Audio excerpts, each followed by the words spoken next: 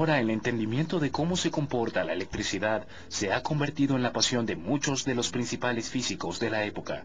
También consumía la imaginación de un oscuro académico llamado Wilhelm Röntgen.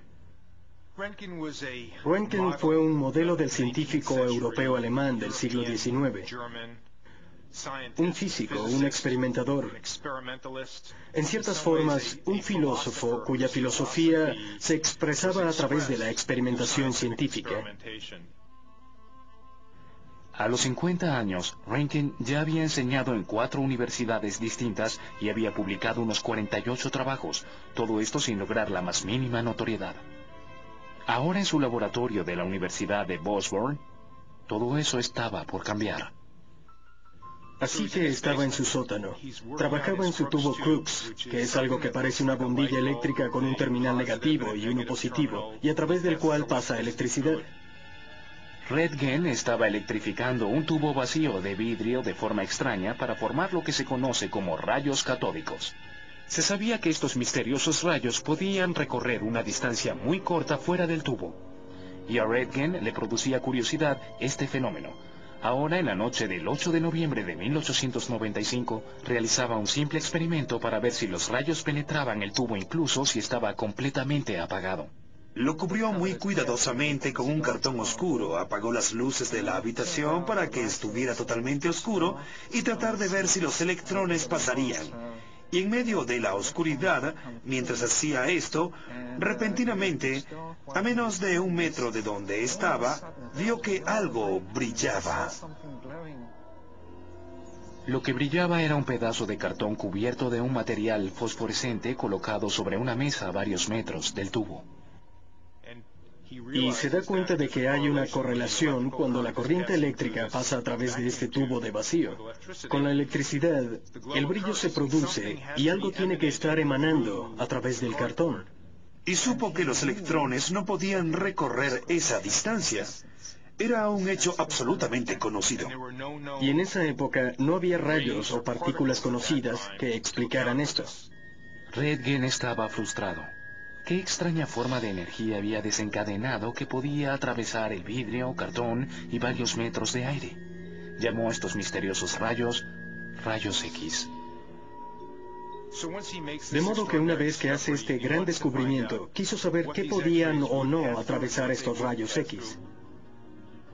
Durante las siguientes semanas, probó varios materiales diferentes para ver si estos podían bloquear los misteriosos rayos. Comenzó con un mazo de cartas. Podía atravesar madera, podía atravesar papel, tomó un libro de 5 centímetros de espesor y todavía brillaba. Finalmente, tomó una caja llena de plomo y dio la impresión de que el plomo era la sustancia que los rayos X no podían atravesar.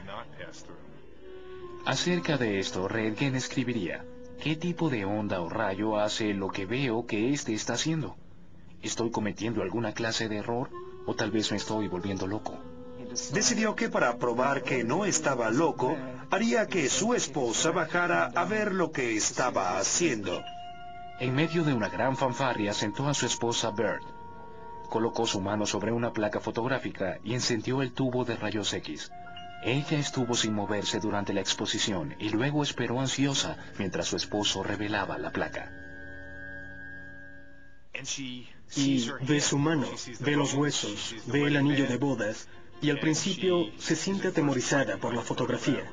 Dijo: «Oh, Dios mío, estoy viendo mis propios huesos». Dijo: «Estoy viendo mi propia muerte». Estaba totalmente aterrada, y él estaba encantado porque ahora había provocado inequívocamente que no se estaba volviendo loco, que lo que hacía realmente estaba ocurriendo. Röntgen sabía que esto era algo extraordinario, y solo en unas pocas semanas logró escribir y presentar un artículo detallando sus experimentos para un diario científico. Al principio el editor mostró poco interés en el trabajo de Röntgen, pero cuando vio la placa de la mano de Beth, publicó el trabajo de inmediato.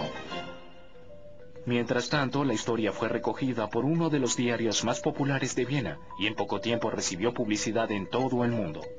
A las semanas, los titulares decían: «Nueva luz ve a través de la carne hasta los huesos», y abundaban las demostraciones públicas de este extraño nuevo rayo. Una de las cosas más importantes es que era físico, y como físico simplemente le interesaba la física de las cosas. Pero aparentemente Röntgen no tenía idea del tremendo significado médico de su descubrimiento, de manera que se sentía frustrado y molesto por toda la atención. Creo que inicialmente no vio la amplia relevancia de lo que había descubierto, aunque creo que quienes lo rodeaban lo vieron rápidamente, tanto en la comunidad médica como en la de las personas comunes, que fue lo que generó su fama mundial de la noche a la mañana. Literalmente a los meses, los médicos a ambos lados del Atlántico comenzaron a usar los rayos X para observar bajo la piel de sus pacientes. Mientras tanto, el tímido y modesto Röntgen regresó a su laboratorio en el sótano. Le huía a la vista del público, se rehusaba a conceder entrevistas y nunca patentó ni se benefició económicamente de su descubrimiento. Finalmente, en 1901, fue obligado a aparecer a la luz pública cuando ganó el primer premio Nobel que se otorgara a un físico. Pero incluso entonces Röntgen se mantuvo fiel a su posición. Lo único que pudo decir a manera de discurso de agradecimiento por el premio fue «gracias».